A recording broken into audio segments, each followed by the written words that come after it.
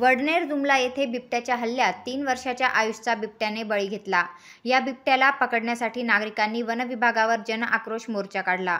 त्याच रात्री बिबट्या थेट शहर वस्तीत दिसून आल्यानं नागरिकांमध्ये भीती पसरली आहे.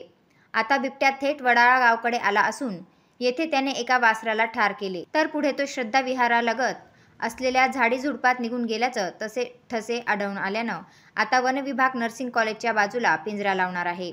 पाथडी फाट्यापासून ते पिंपळगाव खांब, वडनेर दुमला, देवळाली, आर्टिलरी, गांधीनगर, आर्मी परिसर या भागात बिबट्याने धुमाकूळ घातलाय. या परिसरात दाट झाडी, शेती, पाणी आणि जनावरे असल्यानं बिबटे येथेच वास्तव्यास असल्याचं आढळून आलंय. आता मात्र या दाट झाडींतून हे बिबटे थेट नागरी वस्तीत येऊ लागले आहेत. बुधवारी दिनांक 20 रोजी रात्री वडाळगाव परिसरातील एका वासराचा बिबट्याने फारशा पाडल्याचं दिसून आल्यानं नागरिक भयभीत झाले.